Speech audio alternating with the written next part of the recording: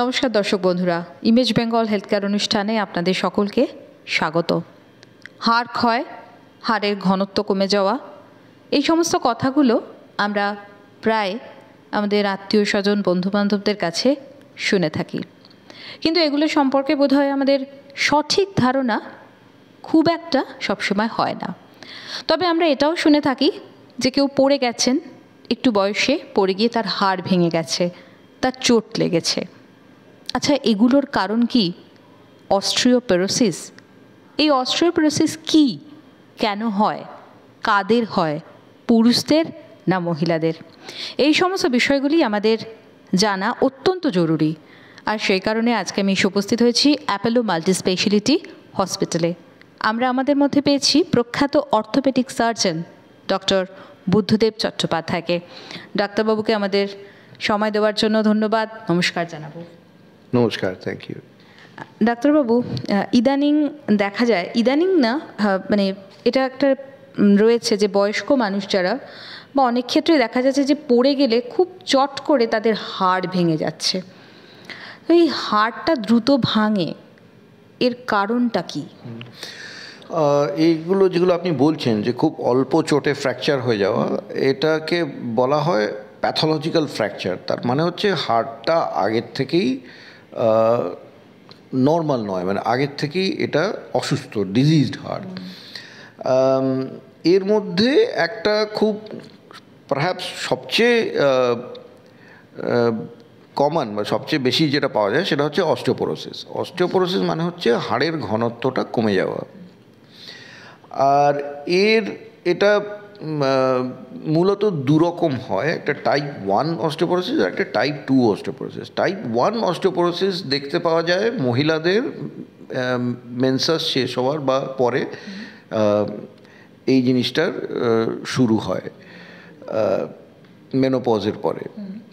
তার কারণ হচ্ছে যে মহিলাদের বোন ডেন্সিটি বা হাড়ের যে ঘনত্বটাকে মেনটেন করার জন্য ইস্ট্রোজেন খুব প্রয়োজন, এবং যখন ইস্ট্রোজেনের মাত্রা শরীর থেকে কমতে থাকে মেনোপজের পরে, তখন হাড়ের ঘনত্বটা থাকে না এবং হাড়টা আস্তে আস্তে ডিজলভ করে চলে যায়, আর হাড়টা মানে খোকলা হয়ে যায়, মানে একদম উইক হয়ে যায়। তো আমরা দুটো অ্যাসপেক্টে আমাদের কনসার্ন, তার মধ্যে একটা হচ্ছে দি কোয়ান্টিটি অ্যান্ড কোয়ালিটি। তা শুধু যে হাড়ের পরিমাণটা কমে গেল সেটা একটা বিষয়, আরেকটা হলো যে হাড়ের কোয়ালিটিটা কতটা, সেটার উপরেও এটা অনেকটা নির্ভরশীল। এইবার টাইপ 2 অস্টিওপোরোসিস হচ্ছে, সেটা পুরুষদের মহিলাদের দুজনেরই হয়। সেটা আরও বয়সকালে, মানে সাধারণত 60 বছর এটা শুরু হয়, 70 বছরে এটা পিক করে। এবারে যে কোনো মানুষের আপনি যদি লাইফটা দেখেন, তাহলে হাড়ের যে পরিমাণটা সেটা আস্তে আস্তে আস্তে আস্তে বাড়ে টিল দি এজ অফ 35। 35 বছর বয়স অবধি আপনার হাড়ের পরিমাণ বাড়ে, 35 বছর পরে ওটা কমতে থাকে। এবারে এটা একটা ব্যাংক অ্যাকাউন্টের মতো। আপনার যদি খুব বেশি টাকা থাকে ব্যাংকে, তাহলে কমতে আরম্ভ করলেও শেষ অবধি আপনার মোটামুটি ভালো টাকা থাকবে ব্যাংকে। কিন্তু আপনার যদি প্রথম থেকেই খুব কম থাকে, তাহলে সেটা খুব তাড়াতাড়ি শেষ হয়ে যাবে, আপনার অ্যাকাউন্ট খালি হয়ে যাবে। The same thing happens here, যে যাদের আগের থেকে হেলথ খারাপ, বা যাদের বোন হেলথ খারাপ, বা যাদের স্ট্রাকচারটা খুব ছোট, তাদের হাড়ের পরিমাণটা এমনিই কম থাকে। তারপরে যখন এই ন্যাচারাল প্রসেসটা হতে আরম্ভ করে, তখন খুব তাড়াতাড়ি তারা অস্টিওপোরোটিক হয়ে যায়। তো বেসিক্যালি আপনি বলতে পারেন যে কোয়ালিটি আর কোয়ান্টিটি রিডাকশনকে বলা হয় অস্টিওপোরোসিস। এবারে অস্টিওপোরোসিস ফ্র্যাকচার টিপিক্যাল 3 রকম হয়। নাম্বার 1 হচ্ছে hip fracture, hip joint fracture. Number 2 হচ্ছে স্পাইন ফ্র্যাকচার, আর নাম্বার 3 হচ্ছে রিস্ট ফ্র্যাকচার। এই 3টে হচ্ছে টিপিক্যাল অস্টিওপোরোটিক ফ্র্যাকচারস। আর শোল্ডার ফ্র্যাকচার, এটাও আপনি নাম্বার 4 বলতে পারেন। আচ্ছা, তো অস্টিওপোরোসিসের আর কি কি উপসর্গ দেখতে পান আপনারা? আনফর্চুনেটলি প্রথমে অস্টিওপোরোসিসের অ্যাকচুয়ালি কোনো সিমটমস নেই। তো অস্টিওপোরোসিসকেও সাইলেন্ট কিলার বলা হয়। তো জাস্ট যে হাড়ের ঘনত্বটা কমে যাচ্ছে, এর কোনোই সিমটম নেই। সিমটম হয় যখন ফ্র্যাকচার হতে আরম্ভ করে। এবারে এই ফ্র্যাকচার দুরকম হয়। প্রথম একটা হচ্ছে মাইক্রো ফ্র্যাকচার, একটা হচ্ছে ম্যাক্রো ফ্র্যাকচার। এবার মাইক্রো ফ্র্যাকচার মানে হচ্ছে খুব পাতলা পাতলা জায়গায় জায়গায় জায়গায় ক্র্যাক করেছে, তখন যন্ত্রণা আরম্ভ হয়। কিন্তু অনেক সময় আবার এটা এক্সরেতেও দেখতে পাওয়া যায় না, কারণ এটা এতই মিহি বা ফাইন যে এক্সরেতে নাও দেখা যেতে পারে। আপনি এমআরআই করলে হয়তো দেখতে পাবেন, কিন্তু তখন ব্যথা আরম্ভ হয়ে যায়। আর ম্যাক্রো ফ্র্যাকচার তো ইট ইজ মানে একটা মেজর ফ্র্যাকচার, সে তো এক্সরেতেও দেখা যায়, আর পেশেন্ট একেবারেই ধরাশায়ী হয়ে যায়, তো সেটা তো আলাদা ব্যাপার। সেটা স্পাইনেও হতে পারে, হিপেও হতে পারে। তো যখন সিমটমস অস্টিওপোরোসিসের আরম্ভ হয়, তার মানে অলরেডি ম্যাক্রো ফ্র্যাকচার হতে আরম্ভ করেছে। টিপিক্যাল সিমটম হচ্ছে কোমর ব্যথা, ক্রনিক পারসিস্টেন্ট কোমর ব্যথা, যেটা সাধারণ ওষুধপত্র খেয়ে বা ফিজিওথেরাপি করে এক্সারসাইজ করে সেই নিয়েও সারছে না। তো অনেক পার্টিকুলারলি এল্ডারলি লেডি, পারসিস্টেন্ট ব্যাকএক, এদেরকে অস্টিওপোরোসিস সাসপেক্ট করে ওটাকে ইনভেস্টিগেট করতেই হবে। আচ্ছা ডাক্তারবাবু, আপনি একটা কথা বললেন যে এটা যেহেতু সাইলেন্ট কিলার, এটার কোনো লক্ষণ দেখতে পাওয়া যায় না প্রথমে, তাহলে এটার মানে এটা যেহেতু, এবং বললেন যে মেনোপজের পরে এটা বেশি হতে পারে, তাহলে এটার চিকিৎসা বা এটা প্রতিরোধের ব্যাপারে কি বলবেন? হ্যাঁ, তো দেখুন, আমেরিকায় প্রত্যেক নারী 60 বছরের ঊর্ধ্বে তাদেরকে কম্পালসারিলি ডেক্সা স্ক্যান করা হয়। সেটা ইউরোপে অন্যত্র এটা নিয়মটা নেই, আর আমাদের দেশেও এখন অবধি নেই। তো জানি না, এটা একটা বিবাদের বিষয় যে করা উচিত কি না অনুচিত, যে কতজনকে করাবেন একটা প্রশ্ন উঠতে পারে। আবার অনেকে বলেন যে এটাকে ডিটেক্ট করার জন্য করা প্রয়োজন। তো দুদিকেই আপনি এটাকে তর্ক করতে পারেন। তো আমরা যেটা করি যে মেনসাসের অ্যারাউন্ড দ্যাট টাইম আমরা পেশেন্টকে ক্যালসিয়াম আর ভিটামিন ডি শুরু করে দিই। এটা অনেকটাই প্রতিরোধক।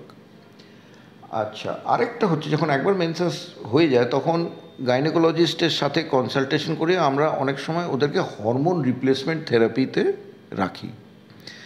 তো তাতে আমরা বাইরের থেকে ইস্ট্রোজেন দিয়ে ওই যে ক্যালসিয়াম আর ভিটামিন ডির পরিমাণটা আমরা মেনটেন করি।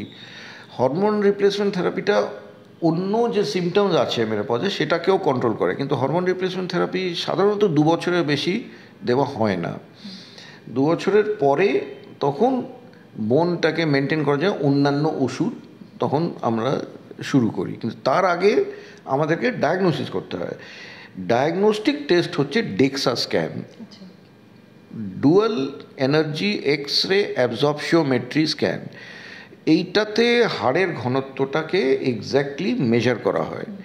এর থেকে আরও বেশি অ্যাকুরেট হচ্ছে কিউসিটি, কিন্তু কিউসিটি আমরা সব কিছু করি না, কারণ এটা এক তো এক্সপেন্সিভ প্লাস প্র্যাকটিক্যাল নয়। তো ডেক্সা স্ক্যানটা হচ্ছে মেনস্টে অফ ডায়াগনোসিস, আর এটা যেখানেই আমরা সাসপেক্ট করি সেখানে আমরা একটা ডেক্সা স্ক্যান করি, খুব সহজভাবেই হয়। এবার ডেক্সা স্ক্যানে আমরা স্ট্যান্ডার্ড ডিভিয়েশনের থেকে কতটা নিচে আছে সেইটা মাপি। ওটা জেনারেলি রিডিংটা মাইনাসে আসে। এবার -1টাকে আমরা বলি যে এতে কোনো চিকিৎসা প্রয়োজন নেই। -2 বা তার নিচে হলে তখন আমরা এটাতে চিকিৎসা করতে শুরু করি। এবার খুব অল্প যদি থাকে, যেমন ধরুন -2 থেকে -3 মধ্যে, তাহলে এটাকে অস্টিওপিনিয়া বলা হয়। এটাতে ভিটামিন ডি আর ক্যালসিয়াম দিলে মাঝে মাঝে আমরা কিছু ওষুধ দিই। তবে -2.5 এর থেকে যদি কমে যায় তখন দিস ইজ অস্টিওপোরোসিস, তখন this needs to be treated.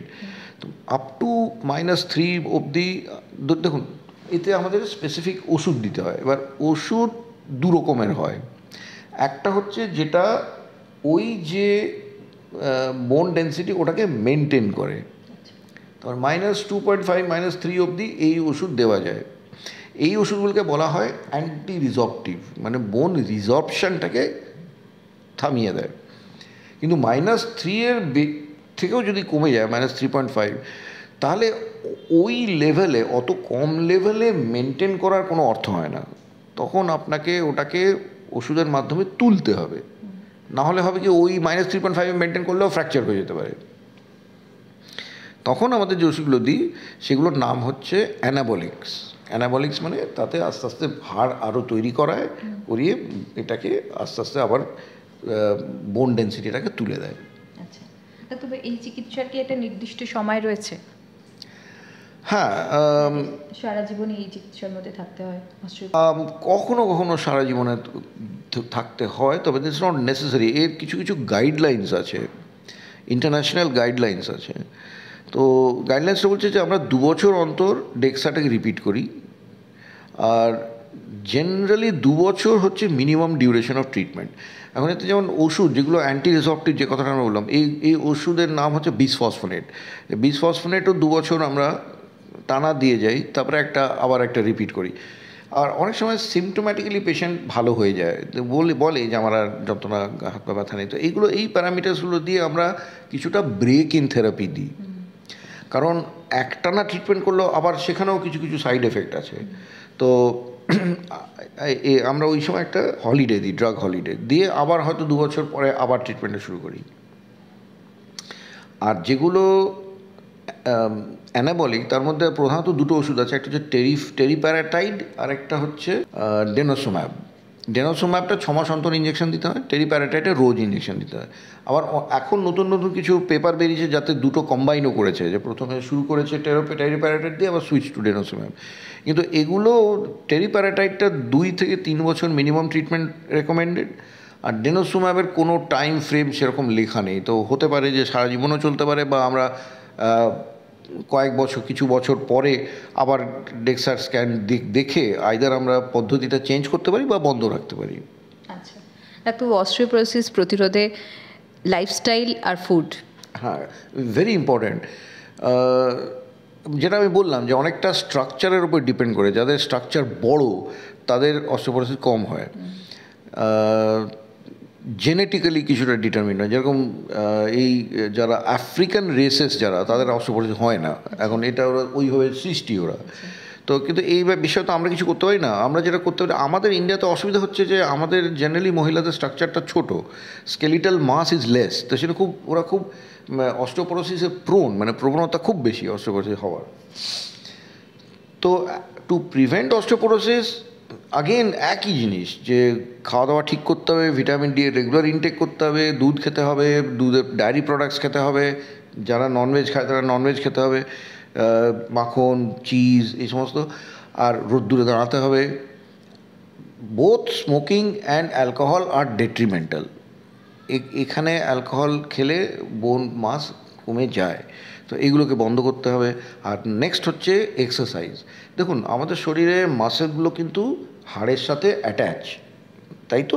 একটা হাড়ের স্ট্রাকচার আছে, তার সাথে মাসেল তার থেকে অ্যাটাচ করা আছে। এবারে সেই মাসেলগুলো যখন কন্ট্র্যাক্ট করে এক্সারসাইজের সময়, তারা হাড়কে স্টিমুলেট করে। এবার সেই হাড় যখন স্টিমুলেটেড হয় তখন তাতে ক্যালসিয়াম ডিপোজিশন বেশি হয়। So exercise is a absolute must for preventing osteoporosis. কিছু ধরনের এক্সারসাইজ, সেটা সুইমিং হতে পারে, অ্যাটলিস্ট ওয়াকিং হতে পারে, যারা যেখানে সম্ভব সেখানে জগিং হতে পারে, বা হালকা জিম ওয়ার্ক হতে পারে। এই সমস্ত এক্সারসাইজটা খুব দরকার। এইভাবে আমরা কিছুটা অ্যাভয়েড করতে পারি। আর ওই যা বললাম আর কি, জাঙ্ক ফুড অ্যাভয়েড করা, পুষ্টিকর খাবার খাওয়া। এই একেবারে বিশেষ করে লাস্টলি যেটা জানবো, যে মহিলাদের ক্ষেত্রে যেহেতু এই রোগের চিন্তাটা বেশি, তো মেনোপজের আগে থেকে তারা কিভাবে সুরক্ষিত হবে অস্টিওপোরোসিসের জন্য? জেনারেল মেজার্স যেগুলো আমি বললাম সেগুলোকে করতে হবে, ইমপ্লিমেন্ট করতে হবে। আর এছাড়া যদি সিমটম শুরু হয়, যেরকম এক্সেসিভ টায়ার্ডনেস বলতে পারেন, বা গায়ে হাতে পায়ে ব্যথা যন্ত্রণা, তাহলে কিছু কিছু টেস্ট করতে হবে। একটা হচ্ছে ভিটামিন ডি দেখতে হবে, একটা হচ্ছে ডেক্সা স্ক্যান করে দেখতে হবে যে হাড়ের ঘনত্বটা কি কমতে আরম্ভ করেছে কিনা। যদি ডেক্সা স্ক্যান নর্মাল থাকে তাহলে কোনো আলাদা ওষুধ খাওয়ার প্রয়োজন নেই, তাহলে শুধু ক্যালসিয়াম ভিটামিন ডি খেলে, সাপ্লিমেন্টস খেলেই যথেষ্ট। কিন্তু যদি দেখেন যে আস্তে আস্তে টি স্কোর যেটা বলি আমরা, সেটা কমতে আরম্ভ করেছে, তাহলে একটা ট্রিটমেন্ট শুরু করতে হবে।